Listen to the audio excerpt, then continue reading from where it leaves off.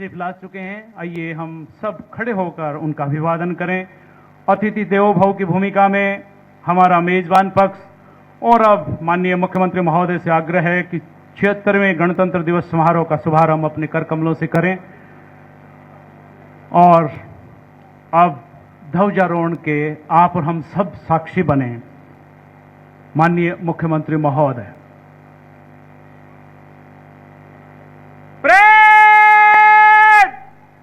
राष्ट्रीय सल्यूट, सलामी शस्त्र।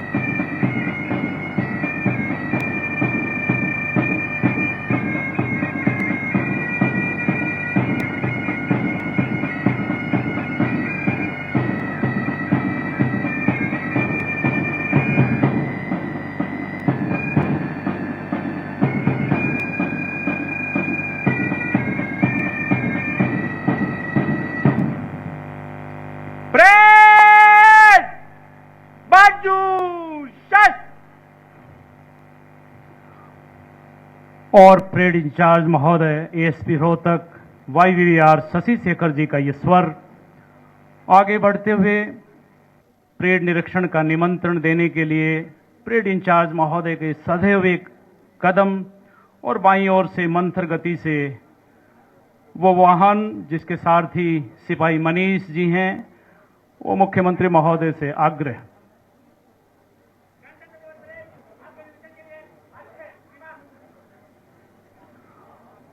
गणतंत्र दिवस परेड के लिए आप सादर आमंत्रित हैं। श्रीमान हमारे मुख्यमंत्री महोदय जो जाने जाते हैं अपनी विनम्रता, शालीनता और समर्पण के लिए, वो आज परेड निरीक्षण के लिए इस त्रिवेणी के साथ प्रस्थान करते हुए और सलामी मंच पर लहराता हुआ, इठलाता हुआ ये तिरंगा प्रतीक है हमारी राष्ट्रीय एकता और अखंडता का। ये तिरंगा प्रहरी है शौर्य, त्याग और खुशहाली का। ये तिरंगा संवाहक है बलिदान, शांति और समृद्धि का। हमारी राष्ट्रीय आन बान और शान है ये तिरंगा। और आज अनायास शायर श्यामलाल पार्षद याद आते हैं कि इसकी शान न जाने पाए, चाहे जान भले ही जाए, विजयी विश्व तिरंगा प्यारा, झंडा ऊंचा रहे हमारा। और रेवाड़ी के शायर बकौल श्री सुनेजा, बहती रहे ये गंगा, ऊंचा रहे तिरंगा, माटी ने साज छेड़ा, अंबर ने गीत गाया, गणतंत्र दिवस आया, गणतंत्र दिवस आया। आप सभी को 76वें गणतंत्र दिवस की बहुत बहुत शुभकामनाएं। और अब माननीय मुख्यमंत्री महोदय का परेड निरीक्षण परिसर में शुभागमन करीब 1 दर्जन टुकड़ियों की सज धज देखते ही बनती है। सेवा, सुरक्षा और सहयोग की त्रिवेणी हरियाणा पुलिस की कुछ विशिष्ट टुकड़ियां, विश्व के सबसे बड़े युवा संगठन एनसीसी का प्रेरक प्रतिनिधित्व, अपने गठन की प्लेटिनम जुबली मना चुके स्काउट गाइड की उपस्थिति और 14वां मतदाता दिवस मना चुके प्रजातंत्र के प्रहरी। इस समय माननीय मुख्यमंत्री महोदय हरियाणा पुलिस और महिला पुलिस की टुकड़ियों के सामने से गुजरते हुए इन टुकड़ियों में तीसरी टुकड़ी आप देख पा रहे हैं, जिसके सामने से माननीय मुख्यमंत्री महोदय का ये काफिला गुजर रहा है। हमारी मेहमान टुकड़ी है उत्तराखंड पुलिस और उसके साथ हमारी दुर्गा शक्ति रेवाड़ी, दुर्गा शक्ति रोहतक, मधुबन एकेडमी की हमारी खास टुकड़ियां, एनसीसी सीनियर और जूनियर्स के हमारे भावी सैन्य अधिकारी और उनके साथ नन्हे मुन्ने बच्चे जो अपनी बारी की प्रतीक्षा करते हुए माननीय मुख्यमंत्री महोदय को बहुत करीब से निहारने का उनका जज्बा, जोश और जुनून देखते ही बन रहा है, जिसमें जवाहर नवोदय की हमारी बेटियां, PM Shri Rewari government girls की गर्ल्स गाइड, सैनिक स्कूल का एनसीसी ट्रूप, केएलपी कॉलेज के एनसीसी कैडेट्स और गवर्नमेंट कॉलेज फॉर वुमेन की हमारी बेटियां एनसीसी में हैं। और उन सब के बीच से गुजरते हुए माननीय मुख्यमंत्री महोदय आज रेवाड़ी में 1 माह के अंतराल पर दूसरी बार उनका पदार्पण और 100 दिन के ऐतिहासिक कार्यकाल में उन्होंने चुनावी घोषणाओं को धरातल पर उतारने का प्रेरक पहल और कार्य किया है। आप जनपक्षीय राजनीति के पक्षधर, पोषक और सजग प्रहरी के रूप में जाने जाते हैं और इस समय गर्ल्स गाइड की बेटियों को शुभाशीष देते हुए माननीय मुख्यमंत्री महोदय वरिष्ठ नागरिकों से, रेवाड़ी के सामाजिक कार्यकर्ताओं से रूबरू होते हुए पुनः मुख्य मंच की ओर अग्रसर होते हुए वो जाने जाते हैं।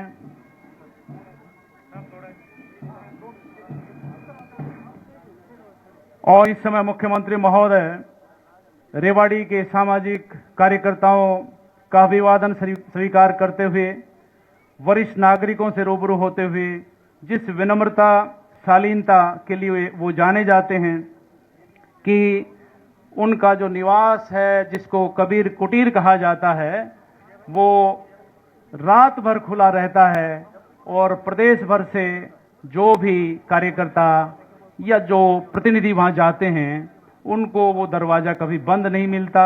इसलिए अपने बुजुर्गों से, माताओं से, नौजवानों से रूबरू होते हुए, उनसे मुखातिब होते हुए जनता के मुख्यमंत्री के रूप में लब्ध प्रतिष्ठ, बात चाहे उनके नारायणगढ़ के प्रतिनिधित्व की रही हो, लाडवा की, करनाल की या कुरुक्षेत्र का सांसद काल रहा हो, पार्टी का प्रदेश अध्यक्ष तक की यात्रा रही हो या फिर अब दूसरी बार मुख्यमंत्री के इस कार्यकाल में ऐतिहासिक कार्यों की रही हो, वे सदैव जनपक्षीय राजनीति के पक्षधर, पोषक और सजग प्रहरी रहे हैं।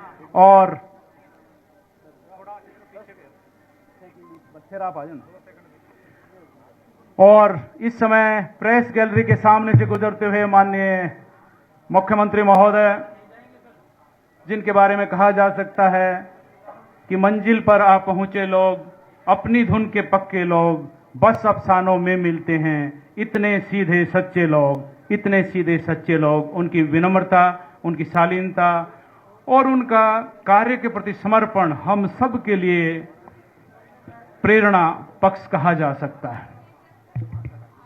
आज इस प्रांगण में हैं, कल उन्होंने अपना जन्म दिवस अपने सफाई योद्धाओं के बीच नाश्ते से मनाया।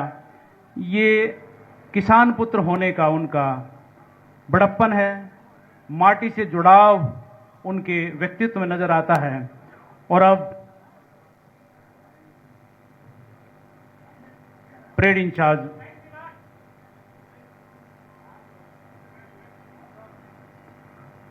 का अभिवादन स्वीकार करते हुए और अब परेड इंचार्ज महोदय अगला आदेश और निर्देश देने के लिए सधे हुए कदमों से पुनः उसी स्थान पर प्रस्थान करते हुए जहां से वो अपनी तमाम टुकड़ियों को और खुद मुझे आदेशित और निर्देशित करेंगे। और उनके सम्मान में माननीय मुख्यमंत्री महोदय खड़े हैं।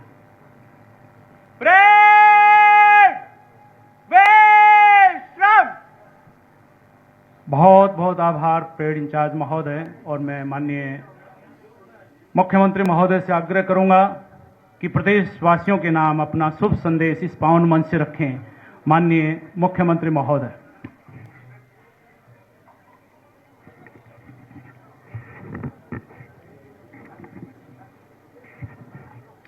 आदर के योग स्वतंत्रता सेनानियों के परिवारजनों, लोकतंत्र सेनानियों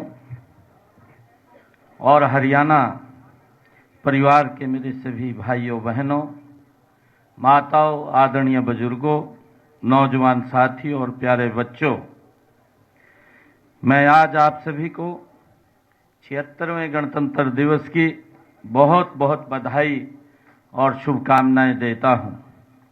75 साल पहले आज के ही दिन भारत दुनिया का सबसे बड़ा गणराज्य बना था।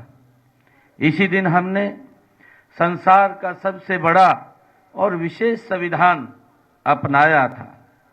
आज ही के दिन हमें भारतीय जनता को गणतंत्र के रूप में स्वशासन की सर्वोच्च शक्ति मिली थी। साथियों, आज का यह गणतंत्र दिवस हमें याद दिलाता है कि हमारा यह प्यारा भारत राष्ट्र अपने अंदर अनेक धर्मों, जातियों, भाषाओं, वेशभूषाओं, खान पान और संस्कृति को समेटते हुए यह केवल विविधता में एकता का उदाहरण है। पूरे विश्व के लिए भी गणतंत्र की एक मिसाल है। हमारी इसी सांस्कृतिक विरासत का एक उत्सव इन दिनों प्रयागराज में महाकुंभ के रूप में पूरी दुनिया को देखने को मिल रहा है। इस समय मुझे एक कविता की कुछ पंक्तियां याद आ रही हैं। गोद खेलती नटखट नदियां पावन यमुना गंगा हैं, चंदन की माटी से महके मातृभूमि की को वंदन है। कोटि कोटि भारत वालों का सुंदर सा यह नंदन है। हमारा गणतंत्र भी राष्ट्र की इसी एकता का संदेश देता है। इसी संदेश को जन जन तक पहुंचाने के लिए माननीय प्रधानमंत्री नरेंद्र मोदी जी के नेतृत्व में पूरे देश में हमारा संविधान, हमारा स्वाभिमान अभियान चलाया जा रहा है। इसमें संविधान निर्माताओं के योगदान का सम्मान किया जा रहा है। सबको संविधान के मूल्यों के प्रति जागरूक किया जा रहा है। भाइयों बहनों, गणतंत्र दिवस का पावन पर्व आत्म विश्लेषण करने का भी दिन है। आज आजादी के बाद से पिछले 70 वर्षों में देश विश्व की बड़ी शक्तियों में शुमार हो गया है। आज हमारा देश अपनी उन्नति प्रौद्योगिकी के बल पर न केवल मिसाइलें बना रहा है, बल्कि सूर्ययान, चंद्रयान और मंगलयान जैसे मिशन सफलतापूर्वक पूरे कर रहा है।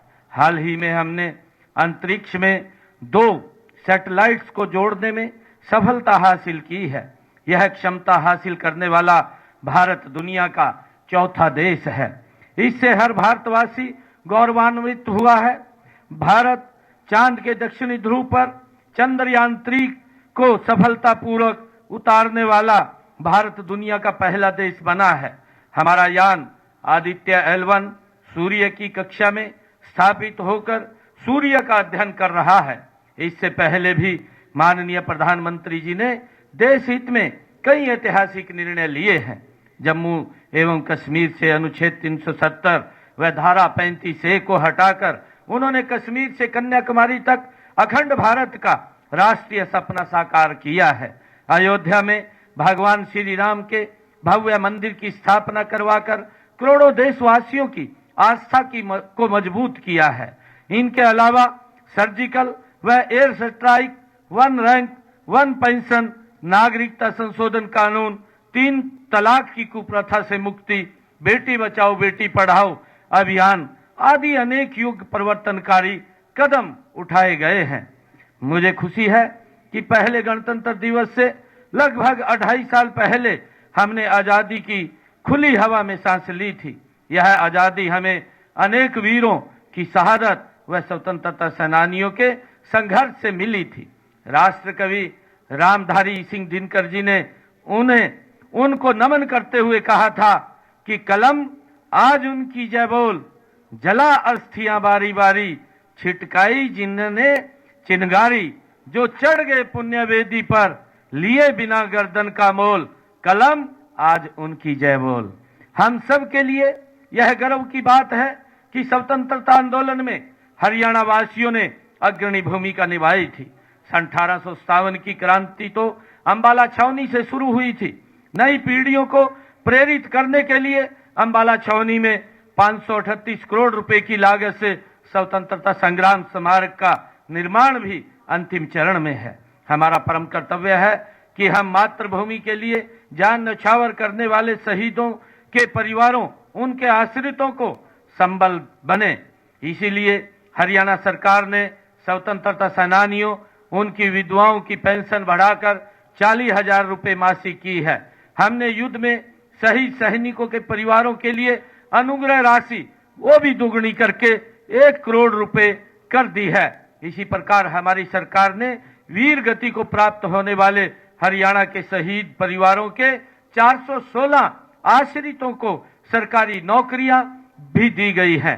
हमने अग्निवीरों को हरियाणा सरकार की सीधी भर्तियों में 10% का आरक्षण देने का भी निर्णय लिया है।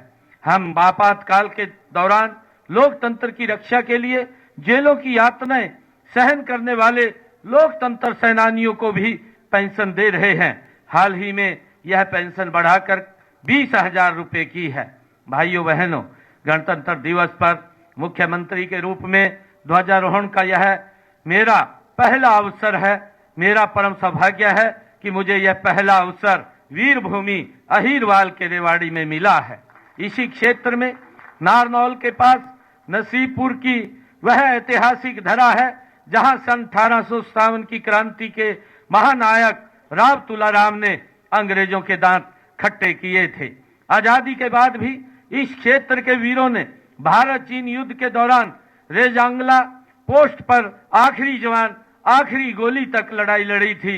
उस लड़ाई में शहीद हुए 114 जवानों में से ज्यादातर यहीं के थे। मैं उन्हें भी आज नमन करता हूं। आज भी रेवाड़ी क्षेत्र के युवा सेना में भर्ती होकर राष्ट्र की सीमाओं की रक्षा करना अपना फर्ज समझते हैं और माताओं की साध्वी अपने बेटे को फौजी वर्दी में सजा हुआ देखकर पूरी होती है। आज जब हम यह उत्सव मना रहे हैं तो मैं बताना चाहूंगा कि गणतंत्र की धारणा हमारे लिए नई नहीं है। इसके उल्लेख वेदों में भी है। अर्थवेद में कहा गया है, गणेशु राज्यान धर्मेणु सुख यु यजते, अर्थात गण राज्य में शासक को धर्म के मार्ग पर चलकर सुख में शासन करना चाहिए। हम इसी भावना से, सुशासन से प्रदेश की जनता की सेवा कर रहे हैं। इसी सेवा भावना से हमने जातिवाद, क्षेत्रवाद और भाई भतीजावाद को खत्म कर पिछले 10 सालों में एक पारदर्शी और संवेदनशील शासन व्यवस्था को बनाया है। हमने भ्रष्टाचार पर कड़ी चोट करते हुए सभी सरकारी योजनाओं व सेवाओं का लाभ घर बैठे ही लोगों तक पहुंचाने के लिए ई गवर्नेंस का एक नया मॉडल तैयार किया है। हमने सरकारी योजनाओं एवं सेवाओं को परिवार पहचान पत्र से जोड़ा गया है।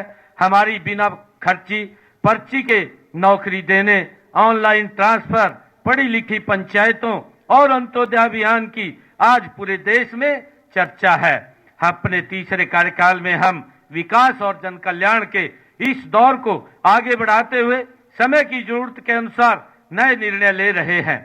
हमने हरियाणवी एक को सूत्र मानकर पूरे प्रदेश में समान रूप से विकास कार्य किए हैं और आज हरियाणा विकास के मामले में देश के अग्रणी राज्यों में खड़ा है। साथियों, डबल इंजन सरकार के माध्यम से अब हरियाणा के विकास को हम 3 गुना गति से, रफ्तार से लेकर के जाएंगे। हमने जनसेवा का दायित्व संभालने के बाद पहली कैबिनेट की मीटिंग में ही किडनी के रोग से पीड़ित रोगियों के लिए सभी सरकारी अस्पतालों एवं मेडिकल कॉलेजों में मुफ्त डायलिसिस सेवाएं शुरू करने का निर्णय किया। इससे गरीब लोगों को बड़ी राहत तो मिली है। प्रदेश के हर व्यक्ति को स्वास्थ्य सेवाएं देने की दिशा में एक और कदम बढ़ाते हुए हमने आयुष्मान भारत चिरायु योजना में 70 साल से अधिक आयु के सभी बुजुर्गों के लिए भी 5 लाख रुपए सालाना की मुफ्त इलाज की सुविधा वो शुरू की है। हर जिले में एक मेडिकल कॉलेज के लक्ष्य की ओर आगे बढ़ते हुए संत सरसाईनाथ मेडिकल कॉलेज सिरसा का भूमि पूजन वो किया गया है। माननीय प्रधानमंत्री श्री नरेंद्र मोदी जी ने ईएसआई मेडिकल कॉलेज फरीदाबाद में 500 बेड के अस्पताल की आधारशिला रखी है। हमने प्रदेश के 83 उप स्वास्थ्य केंद्रों और 22 ब्लॉक पब्लिक हेल्थ यूनिट्स के निर्माण की मंजूरी भी दी है। साथियों, हमने सबसे गरीब के उत्थान के लिए कई योजनाएं चलाई हैं। हमने सबसे पहले गरीब का ध्यान किया है और आज गरीब से गरीब व्यक्ति तक योजनाओं का लाभ पहुंच रहा है। अंत्योदय हमारा संकल्प भी है और लोगों की सेवा करने का सूत्र भी है। पिछड़ा वर्ग की लंबे समय से मांग थी कि उनकी क्रीमीलेयर आय सीमा बढ़ाई जाए। हमने इस आय सीमा को 6 लाख से बढ़ा करके 8 लाख रुपए कर दिया है। पिछड़ा वर्ग बी को पंचायती राज संस्थाओं में, शहरी स्थानीय निकायों में नारक्षण भी दिया गया है। हमने राज्य में अनुसूचित जातियों के आरक्षण को वर्गीकरण में मुख्य धारा में जाने से वंचित रह गई अनुसूचित जातियों को उनका अधिकार देने का काम हमारी सरकार ने किया है। किसी को भी आने जाने में धन की समस्या आड़े न आए, इसके लिए हमने हैप्पी योजना शुरू की है। गरीब परिवार अब रोडवेज की बसों में सालाना 1000 किलोमीटर तक मुफ्त में यात्रा कर रहे हैं। मुख्यमंत्री विवाह शगुन योजना के तहत गरीब परिवारों की बेटियों की शादी पर 71,000 रुपए तक का सुगन दिया जाता है। गरीबों के सर पर छत उपलब्ध कराने के लिए प्रधानमंत्री आवास योजना के तहत 47,573 मकान बनाए गए हैं। इसके अलावा लगभग 14,000 मकान बनाए जा रहे हैं। मित्रों, साथ ही हमने गरीबी परिवारों के लिए मुख्यमंत्री आवास योजना भी शुरू की है। इसके तहत 14 शहरों में 15,256 गरीब परिवारों को 30-30 गज के प्लाट दिए हैं। हमने गांव में 100-100 गज और महाग्राम में 50-50 गज के प्लाट देने शुरू कर दिए हैं। अब तक 61 ग्राम पंचायतों और एक महाग्राम में 4,533 प्लाट दिए जा चुके हैं। पीएम सूर्य मुफ्त बिजली योजना के तहत प्रदेश में 31 मार्च 2025 तक 1 लाख घरों की छतों पर मुफ्त में सोलर सिस्टम लगाने का लक्ष्य हमने रखा है। इस योजना में अब तक 12,285 सोलर सिस्टम लगाए जा चुके हैं। मुझे ये खुशी है आप लोगों के बीच में कि किसान हित में हमारी नीतियों के केंद्र में आज पूरे देश में केवल हरियाणा प्रदेश ही है जो किसान की सभी 24 फसलें की खरीद न्यूनतम समर्थन मूल्य पर कर रहा है। अब तक 12 लाख किसानों के खाते में फसल खरीद के 1,25,000 करोड़ रुपए भी डाले जा चुके हैं। भाइयों बहनों, आप जानते हैं कि पिछले साल खरीफ सीजन में बारिश देर से हुई, इस कारण मेरे किसान भाइयों को फसल की बुआई के लिए सिंचाई व दूसरे इंतजामों पर अतिरिक्त खर्च करना पड़ा। हमने अपने अन्नदाता की इस पीड़ा को समझा और 2,000 रुपए प्रति एकड़ की दर से बोनस के रूप में किसानों के खाते के अंदर पहुंचाने का काम ये हमने किया है। हमने अंग्रेजों के जमाने से चले आ रहे अभियान को भी जड़ से खत्म कर दिया है। साथ ही 133 करोड़ रुपया पिछली जो बकाया राशि थी उसको भी माफ कर दिया है। हमने खेतों से गुजरने वाली बिजली की हाई टेंशन लाइनों के लिए मुआवजा नीति बनाई है। इसमें टावर एरिया की जमीन के लिए मार्केट रेट के 200% व लाइन के नीचे भूमि के लिए मार्केट रेट के 30% मुआवजे का प्रावधान भी हमने इस अपनी नीति के अंदर किया है। भाइयों बहनों, माननीय प्रधानमंत्री श्री नरेंद्र मोदी जी द्वारा उचानी जिला करनाल में 65 एकड़ क्षेत्र में 700 करोड़ रुपए की लागत से बनने वाले महाराणा प्रताप उद्यान विश्वविद्यालय के कैंपस का शिलान्यास भी किया गया है। हमने किसानों को मजबूत करने के लिए 3 और महत्वपूर्ण कदम उठाए हैं। पहला, पट्टेदार किसानों और भूमि मालिकों के बीच विश्वास बहाल किया है। पहले भू मालिकों और काश्तकारों के बीच में जमीन के कब्जे, मुआवजे आदि को लेकर के विवाद होते रहते थे। अब हमने कृषि भूमि पट्टा एक्ट लागू करके इन विवादों को जड़ से खत्म कर दिया है। और हमने दूसरा, जो श्यामलात भूमि के ऊपर 20 वर्षों से अधिक लोग काबिज थे, उनको मालिकाना हक देने का निर्णय भी ये हमने किया है। तीसरा, गांव में पंचायती भूमि पर बने 500 वर्ग गज के मकानों पर काबिज लोगों को भी मालिकाना हक देने का काम हमने किया है। प्रिय प्रदेशवासियों, हमारे युवाओं ने अपनी उपलब्धियों से प्रदेश का गौरव बढ़ाया है। हम इस युवा शक्ति का सही उपयोग करने के लिए प्रतिबद्ध हैं। इस दिशा में शिक्षा, कौशल प्रशिक्षण, रोजगार, खेल आदि क्षेत्रों में कारगर नीतियां लागू की गई हैं। पिछले 2 कार्यकालों में हमने पूरा प्रयास किया है कि युवाओं को खुला आसमान दे। हमने 21वीं सदी की आधुनिक शिक्षा देने के लिए नई राष्ट्रीय शिक्षा नीति लागू की है। हाथों के हुनर से कमाल करने वाले नौजवानों की मदद के लिए पीएम विश्वकर्मा योजना लागू की है। प्रदेश के युवाओं को स्किल से जोड़ने के लिए राज्य में देश का पहला श्री विश्वकर्मा विश्वविद्यालय भी खोला गया है। हमने युवाओं को बिना पर्ची खर्ची के 1,71,000 से अधिक सरकारी नौकरियां दी हैं। हमने अपने तीसरे कार्यकाल में 2 लाख युवाओं को पक्की सरकारी नौकरियां देने का वो लक्ष्य रखा हुआ है और हम इससे हर साल पूरा करेंगे।